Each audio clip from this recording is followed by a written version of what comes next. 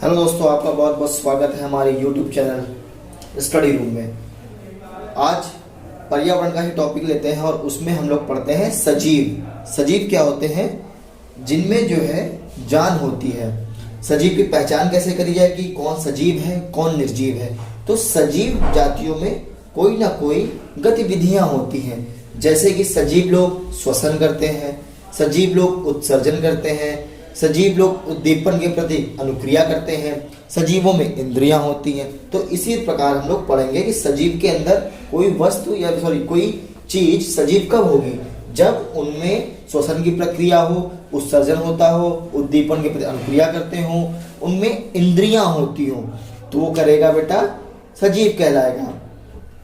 सभी सजीव गति करते हैं, मूवमेंट कर सकते हैं, और सभी जो सजीव जो है अपने यंग वंस को जन्म दे सकते हैं, यानी अपने जो है बच्चों का जन्म दे सकते हैं, वो सब सजीव कहलाएंगे।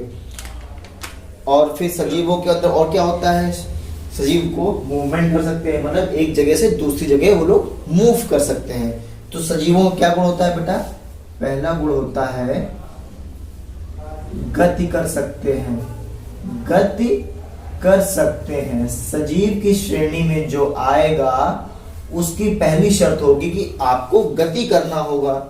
दूसरी शर्त होनी चाहिए आपका बेटा कि वो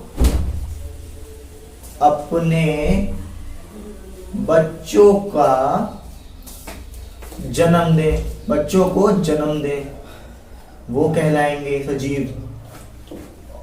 और क्या शर्त होनी चाहिए? सजीव लोग श्वसन करते हैं, श्वसन करते हैं। और क्या कौन सजीव कहलाएगा बेटा? और सजीव कहलाएगा जो उत्सर्जन करते हैं। उत्सर्जन मतलब समझते हैं क्या होता है? उत्सर्जन मतलब जो मल मूत्र द्वारा जो शरीर को आवश्यक नहीं होती है वो बॉडी जो है मल मूत्र के द्वारा बाहर निकाल देता है, उत्सर्जन करना हो गया बेटा। फिर क्या हो गया? सजीवों में इंद्रियां होती हैं, मतलब कि नाक हो गई आपकी, कान हो गए आपके, स्किन हो गई आपकी, ये सब क्या होगी? इंद्रियां होंगी।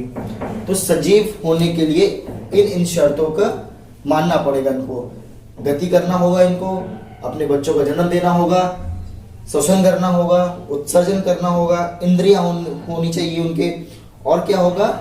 भोजन की आवश्यकता पड़ेगी उनको, भोजन की आवश्यकता।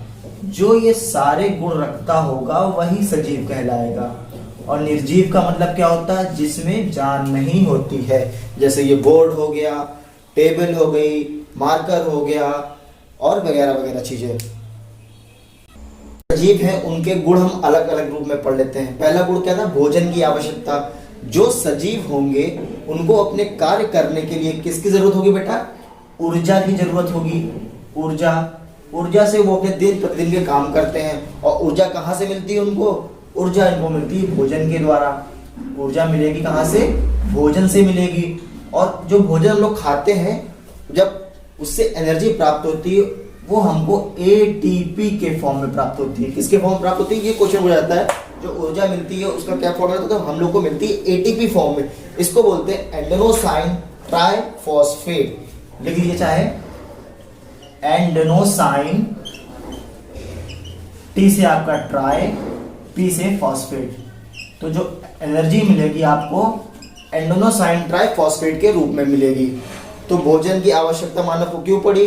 क्योंकि उसको दिन प्रतिदिन का अपना कार्य करना है। दिन प्रतिदिन कार्य करने के लिए कहीं ना कहीं से तो ऊर्जा की जरूरत पड़ेगी, और उसको ऊर्जा वहां से भोजन से मिलता है। और भोजन जो है ऊर्जा किस रूप में देता है? एटीपी के फॉर्म में देता है, एडेनोसाइन ट्राइफॉस्फेट। कभी कभी परीक्षा में इसका फुल फॉर्म पूछ लिया जाता है कि एटीपी का फुल फॉर्म बताइए, तो अब आप लोग जान गए हैं एडेनोसाइन ट्राइफॉस्फेट।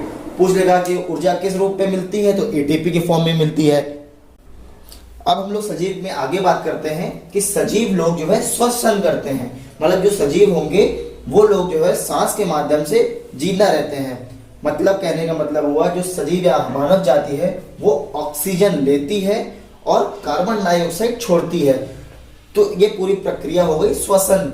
मतलब क्या करेंगे लोग?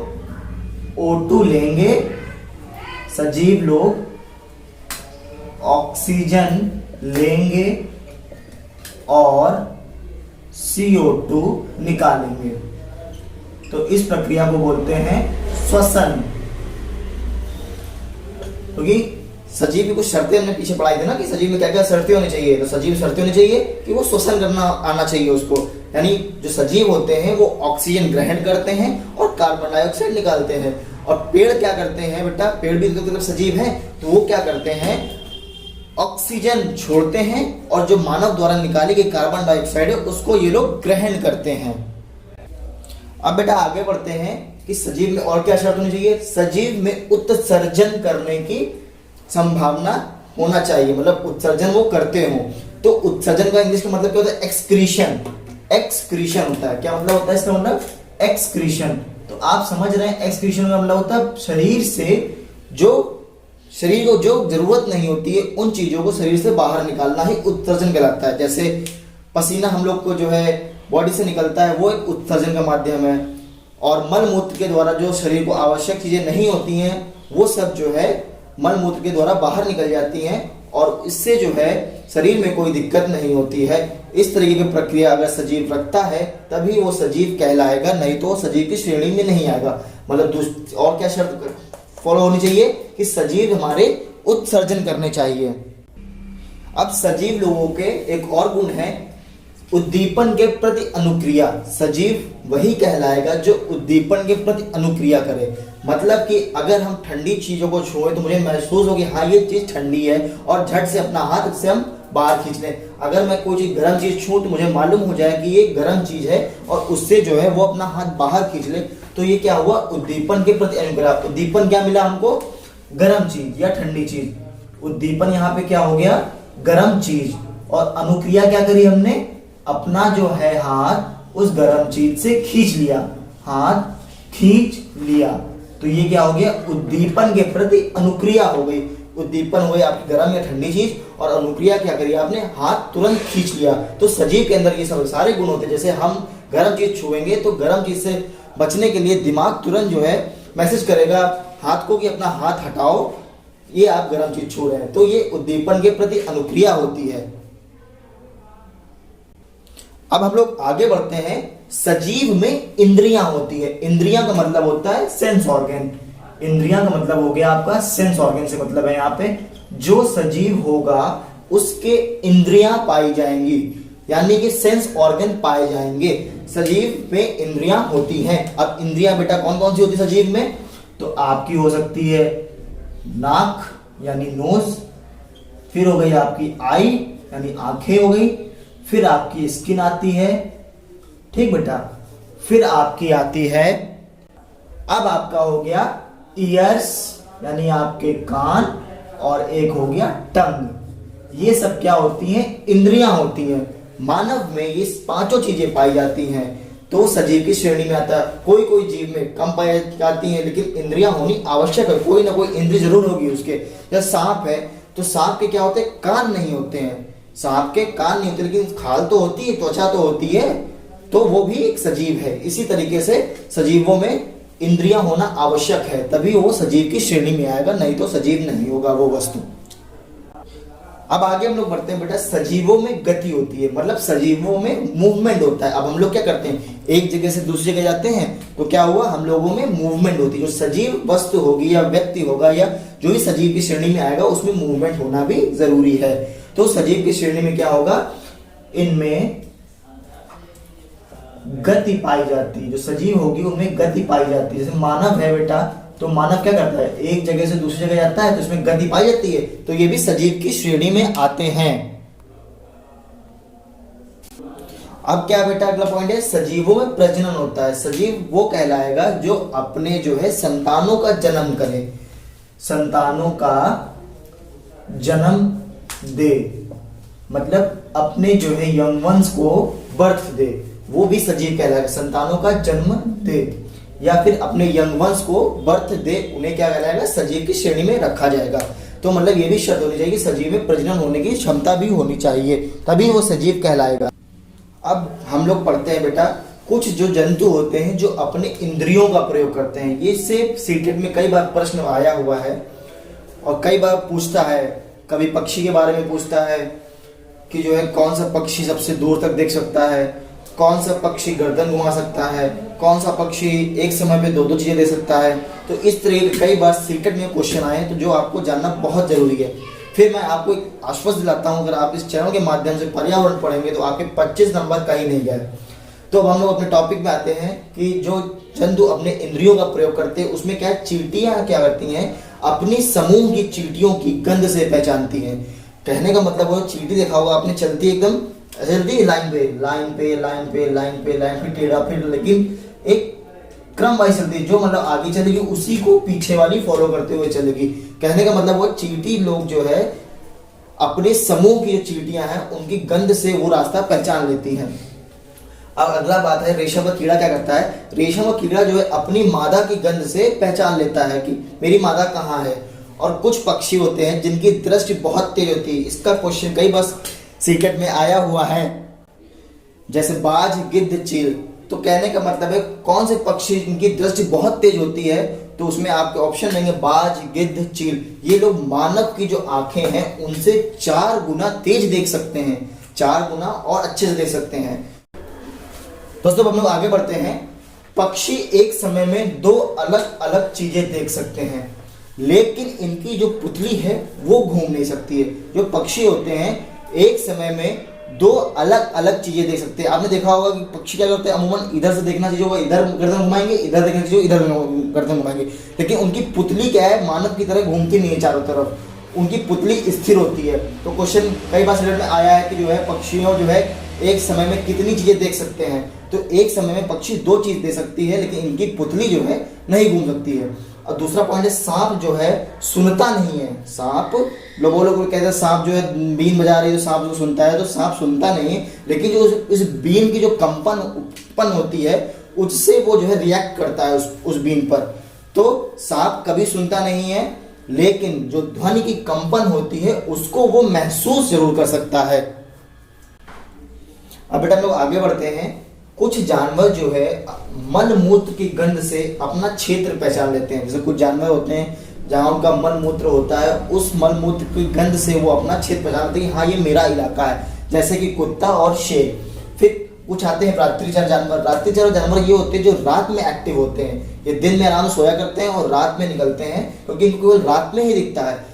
लेकिन एक कंडीशन है, ये जानवर केवल और केवल सफेद और काला ही देख सकते हैं, इनको इसके अलावा और कोई रंग दिखाई नहीं पड़ता, जैसे कि उल्लू और रैकून। ये सीटेट में क्वेश्चन आया है कि कौन सा जानवर होते हैं जो केवल सफेद और काला ही देख सकते हैं। तो ये कौन से जानवर होते हैं, रात्रिचर होते हैं। उल्लू रात में क्या देख सकता है, तो काला और सफेद रंग। रात्रिचर जानवरों के उदाहरण क्या हो सकते हैं, उल्लू और रैकून। ठीक है, तो ये काफी इंपॉर्टेंट है परीक्षा की दृष्टि से, ये कई बार क्वेश्चन पूछा गया हुआ है अपने सीटेट में। अब हम लोग उल्लू को और मैना को पढ़ते हैं। उल्लू क्या करता है, उल्लू अपनी गर्दन को पीछे तक घुमा सकता है। क्वेश्चन कई बार आता है, ये उल्लू और मैना में 2 बार क्वेश्चन, एक बार उल्लू वाला पहले आया है और मैना इस बार आया था 2019 के सीटेट में, कि कौन सा पक्षी अपनी गर्दन झटके से आगे और पीछे करता है। तो बहुत से बच्चों ने उल्लू लगा के आया था, लेकिन वहां पे सीटेट ने जो है मैना को सही माना था। तो मैना क्या है, अपनी गर्दन झटके से आगे और पीछे करती है, और उल्लू क्या करता है, अपनी गर्दन को पीछे तक घुमा सकता है। तो कंफ्यूज मत होना कि झटके से आगे पीछे कौन करता है, तो मैना करती है, और उल्लू क्या करता है, अपनी गर्दन को पीछे तक घुमा सकता है। अब बेटा हम लोग आगे बढ़ते हैं। पक्षी जो उड़ नहीं सकते तो उनकी श्रेणी में आते हैं शुतुरमुर्ग या फिर ऑस्ट्रिच और या फिर एमू। ये पक्षी क्या होते हैं, भारी होते हैं, इस कारण ये उड़ नहीं पाते हैं। पेपर में पूछा गया है कि कौन से पक्षी उड़ नहीं पाते हैं, तो कौन सा हो जाएगा बेटा, शुतुरमुर्ग या फिर एमू। और कौन से जंतु फुदकते हैं, आप सभी लोग जानते हैं, फुदकने वाला जंतु कौन सा होगा, मेढक होगा अपना। तो यहाँ से आपके जितने भी पक्षियों के गुण हैं वो सब आप लोग यहाँ से जान गए हैं, और इससे 1 या 2 क्वेश्चन पर्यावरण में सीटेट में आपको जरूर मिलेगा। इस वीडियो को अच्छे से देखिएगा दोस्तों, और आपको जब सीटेट की परीक्षा देंगे तो जरूर याद आएगा कि हाँ ये पढ़ाया गया था मुझको। अब बेटा हम लोग आगे बढ़ते हैं कि जरायुज कौन होते हैं। पेपर में आता है कि कौन से लोग जो है जरायुज की श्रेणी में आते हैं, तो उसमें दिया जाता है जिनके शरीर में बाल होते हैं और कान दिखाई पड़ते हैं वे जो है बच्चों का जन्म देते हैं और उनको जरायुज कहते हैं, जैसे मानव और शेर। आप देखना जिनके जो है शरीर में बाल होंगे, मतलब मानव के देखो शरीर में बाल होते हैं और कान जो है दूर से दिखाई पड़ते हैं, तो ये क्या करेंगे, बच्चों का जन्म देंगे। शेर शरीर में बाल होते हैं और कान भी इनके होते हैं, तो ये क्या करेंगे, बच्चों का ही जन्म देंगे। घोड़े के शरीर में बाल होते हैं और जो है कान दिखाई पड़ते हैं, तो ये बच्चे का ही जन्म देंगे और इनको क्या बोलते हैं, जो बच्चे का जन्म देते हैं वो जरायुज कहलाते हैं। सीडेड में एक क्वेश्चन आया है कि जिनके शरीर में बाल होते हैं और कान दिखाई पड़ते हैं वो किसका जन्म देते हैं, बच्चों का जन्म देते हैं या अंडे देते हैं। इस तरीके का जो ऑप्शन होगा उसमें आप लगाएंगे कि ये बच्चे का जन्म देते हैं। फिर अंडप्रजक क्या होते हैं, अंडप्रजक वो होते हैं जिनके कान जो है दिखाई नहीं देते और बाल भी नहीं होते हैं, वो सभी जीव अंडे देते हैं, जैसे कि मछली और सांप। मछली के ना कान दिखाई पड़ते हैं ना ही शरीर में बाल होते हैं, तो वो अंडे देती है। और सांप हो गया, सांप के कान होते ही नहीं है और शरीर में बाल भी नहीं होते हैं, तो ये भी अंडे देते हैं। अब बेटा 2 पॉइंट जो है, सजीवों में वृद्धि होती है, जो सजीव होते हैं उनमें जो है वृद्धि होती है, डेवलपमेंट होता है, और सजीवों की मृत्यु होती है। सजीव जो है कुछ समय बाद जो है मर जाते हैं, मतलब खत्म हो जाते हैं। तो सजीवों में 2 गुण और भी हैं, जिनमें सजीव में वृद्धि होती है और सजीवों में मृत्यु होती है। वृद्धि मतलब किसी निश्चित समय तक इनमें वृद्धि होती है, उसके बाद जो है वृद्धि रुक जाती है और सजीवों की एक निश्चित समय बाद मृत्यु हो जाती है। दोस्तों अगर ये वीडियो हमारा पसंद आया हो तो इसे लाइक करें, शेयर करें और सब्सक्राइब करें। यकीन करिए आपको बस सिलेक्टेड चीज पढ़ाया जा रहा है ताकि आपको 31 जनवरी की जो सीटेड पेपर है उसमें इन्वायरमेंट कम से कम जो मैं पढ़ा रहा हूँ उसमें 25 अंक आपको मिल ही जाए। आप ये देखेंगे कि ये सारे प्रश्न जो है पुराने सालों में पूछे गए हैं और उसी के माध्यम से मैंने ये आप लोगों के लिए एकदम आसान तरीके से ये वीडियो बनाई है ताकि आप लोग आसानी से समझ जाएं और अपना पेपर बहुत ही अच्छा करें। जय हिंद, जय भारत।